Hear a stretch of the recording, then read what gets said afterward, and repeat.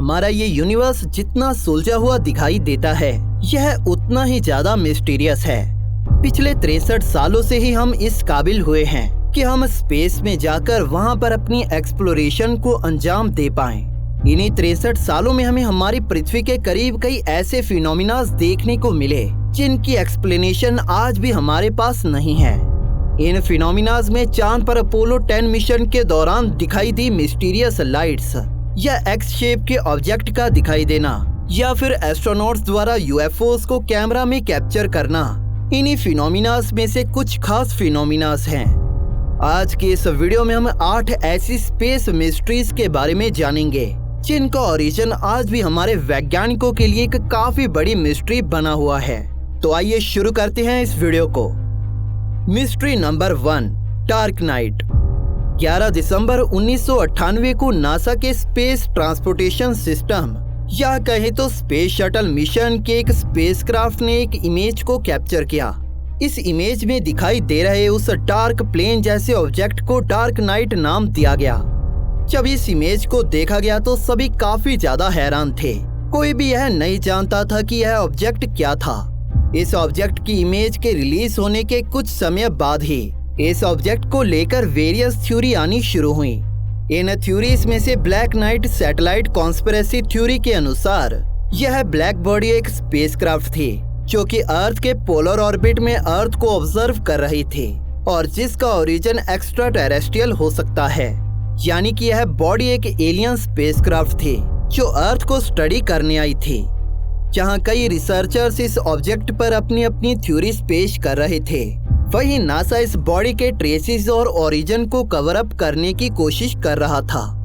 कई रिसर्चर्स ने इस बॉडी को अदर थ्योरीज से कंबाइन किया। वहीं स्पेस जर्नलिस्ट जेम्स ऑबर्ग का कहना था कि यह बॉडी किसी मिशन के रॉकेट से उखड़ा थर्मल ब्लैंकेट है जो मिशन के दौरान उस रॉकेट से अलग हो गया होगा। चाहे इस डार्क नाइट का ओरिजिन कुछ भी रहा हो, यह आज तक हमारे लिए एक काफी बड़ी मिस्ट्री बना हुआ है। Mystery number 2, moon pigeon. इस मिस्ट्री का ओरिजिन नासा के अपोलो 10 मिशन के दौरान हुआ था, जो कि मून लैंडिंग से पहले एक डमी मिशन था। अपोलो 10 मिशन के ल्यूनर मॉड्यूल को पायलट कर रहे यूजीन सर्नर ने एक इमेज को तब कैप्चर किया जब उनका स्पेसक्राफ्ट कमांड मॉड्यूल के ऊपर से फ्लाई कर रहा था। उन्होंने उस इमेज में कुछ काफी मिस्टीरियस कैप्चर किया जो कि कमांड मॉड्यूल के नीचे उड़ रहा था। नासा ने इस मिस्टीरियस ऑब्जेक्ट को मून पिजन नाम दिया। यह मिस्टीरियस ऑब्जेक्ट पहले दिखाई दे रहे थे और जिसके बाद यह एकदम से गायब हो गए। जब यह मून पिजन दिखाई दे रहे थे तब ल्यूनर मॉड्यूल का ट्रांसपोंडर खराब हो गया था और जब वो गायब हुए तो रेडार सिस्टम फिर से सही तरह से काम करने लगा। इसके बाद कई रिसर्चर्स ने इन मून पिजन के ओरिजिन के बारे में जानने की बहुत कोशिश की, लेकिन उनको कोई सफलता हाथ नहीं लगी। कई लोगों का कहना था कि यह मून पिजन हमारे लिए एक मैसेज था कि हमें चांद से दूर रहना चाहिए।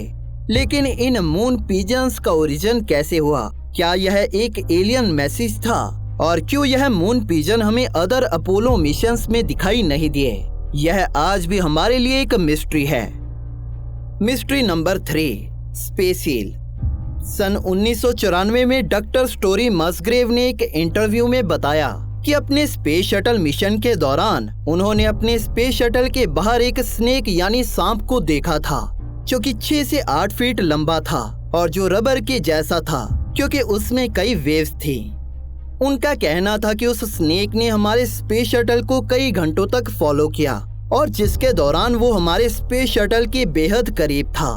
उनका कहना था कि ऐसा उनके साथ एक बार नहीं बल्कि 2 बार हुआ और जो यह वेरीफाई करता है कि यह इंसिडेंट एक कोइंसिडेंट नहीं था। तब से आज तक कोई भी स्पेस हील की मिस्ट्री को सॉल्व नहीं कर पाया, जिस वजह से यह हमारे लिए एक मिस्ट्री बनी हुई है। Mystery number 4, Chinese astronaut here A knocking sound outside his spaceship. यानी चाइना के एस्ट्रोनॉट को उसके स्पेसशिप के बाहर नॉक की आवाज सुनाई दी। सन 2003 में यांग लुआई वो पहले चाइनीज एस्ट्रोनॉट बने जिन्हें सैन्यूज 5 स्पेसक्राफ्ट पर भेजा गया। 16 अक्टूबर की रात को उन्हें पूरी शांति में एकदम से बाहर से अजीब सी आवाजें आने लगी। इन आवाजों को डिस्क्राइब करते हुए उन्होंने कहा कि यह आवाजें बिल्कुल ऐसी थी कि कोई स्पेसक्राफ्ट के बाहर से नॉक कर रहा हो। इन आवाजों का साउंड मेटल से लकड़ी के टकराने के जैसा था। उनका कहना था कि जब उन्होंने चेक किया तो ना ही तो कोई चीज उनके स्पेसक्राफ्ट से टकरा रही थी और ना ही यह साउंड उनके स्पेसक्राफ्ट के अंदर से आ रहा था। उनका कहना था कि हम जैसे जानते हैं कि स्पेस में वैक्यूम है और साउंड को स्पेस में ट्रेवल करने के लिए किसी तरह का मीडियम चाहिए, जो इन साउंड्स के ओरिजिन को और भी ज्यादा मिस्टीरियस बना देता है। यांग लवाई के अलावा सेन्यूज 5 और सेन्यूज 6 मिशन में 2 और एस्ट्रोनॉट्स ने भी इसी साउंड को सुना था, जो कि इस साउंड को और भी ज्यादा मिस्टीरियस बना देता है। और आज तक उन साउंड्स का ओरिजिन हमारे लिए एक मिस्ट्री बना हुआ है। Mystery number 5, Russian cosmonaut films cigar shaped UFO. Russian cosmonaut ने कैमरा में कैद किया सिगार की शेप की यूएफओ। मूसा मैनरोव, जो कि एक सोवियत एस्ट्रोनॉट थे, उन्होंने अपने कैरियर के दौरान 541 दिन स्पेस में स्पेंड किए। MIR स्पेस स्टेशन पर जाते हुए उन्होंने एक सिगार शेप के यूएफओ को अपने कैमरा में पूरे 2 मिनट के लिए कैप्चर किया। उन्होंने इस यूएफओ को इमर्ज होते हुए और फिर से स्पेस में गायब होते हुए देखा। उनका कहना था कि हम स्पेस में यह नहीं बता सकते कि कोई बॉडी हमारे पास है या हमसे दूर। हमारे पास वहां पर कोई भी ऑब्जेक्ट नहीं था जिससे हम उस ऑब्जेक्ट के साइज और शेप को कंपेयर कर सकें। मैनरोव का कहना है कि वो ऑब्जेक्ट एक यूएफओ था और वो किसी तरह का स्पेस जंक नहीं था। इस यूएफओ के बारे में रिसर्चर्स ने वेरियस थ्योरीज पब्लिश की, लेकिन यह आज भी हमारे लिए एक मिस्ट्री बना हुआ है। Mystery number 6, alien mega structure.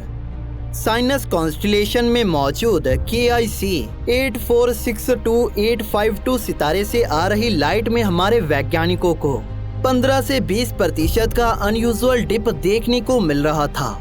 इस अनयूजुअल डिप के मैग्नीट्यूड ने इस तरफ इशारा किया कि उस तारे के अराउंड कोई ऐसा ऑब्जेक्ट है जो उस तारे को ऑर्बिट कर रहा है और वो किसी भी प्लेनेट से काफी ज्यादा बड़ा हो सकता है। जिसके बाद कई वैज्ञानिकों ने यह थ्योराइज किया कि यह कोई आर्टिफिशियल एलियन मेगा स्ट्रक्चर हो सकता है, जिसे वहां पर मौजूद किसी एलियन सिविलाइजेशन ने बनाया होगा ताकि वो अपनी एनर्जी की जरूरतों को पूरा कर सकें। वैज्ञानिकों ने इस स्ट्रक्चर को डायसन स्फीयर नाम दिया। उस तारे से आ रही उस रोशनी के डिप होने के पीछे का असली कारण फिलहाल तो हमारे लिए एक मिस्ट्री है। Mystery number 7, object x. 6 जनवरी 2010 को हबल स्पेस टेलीस्कोप ने एक काफी अजीब एक्स शेप के ऑब्जेक्ट को सोलर सिस्टम के बीच से मूव करते हुए ऑब्जर्व किया। इस ऑब्जेक्ट P/2010A2 का एक 460 फीट चौड़ा न्यूक्लियस था, जो कि उसकी डस्ट की हैलो के बाहर मौजूद था और जैसा हमने इससे पहले किसी भी कॉमेट में देखा नहीं था। वैज्ञानिकों का कहना था कि इस ऑब्जेक्ट की फॉर्मेशन एक छोटे एस्ट्रॉयड के किसी बड़े एस्ट्रॉयड से टकराने की वजह से हुई थी, लेकिन उस ऑब्जेक्ट की वो एक्स शेप आज भी हमारे वैज्ञानिकों के लिए एक काफी बड़ी मिस्ट्री है। Mystery number 8, STS/75 incident. यह STS/75 इंसिडेंट एक यूएफओ साइटिंग थी, जिसमें हमें स्पेस शटल मिशन की वीडियो कवरेज में कई ब्राइट स्पॉट्स मूव करते हुए दिखाई दे रहे थे। यह ब्राइट स्पॉट एलियंस के यूएफओ हैं। नासा के स्पेस शटल की थ्रेडर एक्सपेरिमेंट की रिकॉर्डिंग में हमें कई ब्राइट ऑब्जेक्ट थ्रेडर ऑर्बिटर के अराउंड दिखाई दिए। कई वैज्ञानिकों ने इस इंसिडेंट को एक्सप्लेन करने की कोशिश की, लेकिन कोई भी सेटिस्फैक्ट्री एक्सप्लेनेशन दे नहीं पाया और इसी वजह से यह इंसिडेंट आज भी हमारे लिए एक काफी बड़ी मिस्ट्री बना हुआ है। दोस्तों, यही है वो कुछ मिस्ट्रीज जो आज भी हमारे लिए एक काफी बड़ा रहस्य बनी हुई हैं। दोस्तों, इस वीडियो का अगला पार्ट देखने के लिए कमेंट्स में हमें जरूर बताएं। Thank you for watching. दोस्तों, इस वीडियो को अंत तक देखने के लिए आप सभी का धन्यवाद।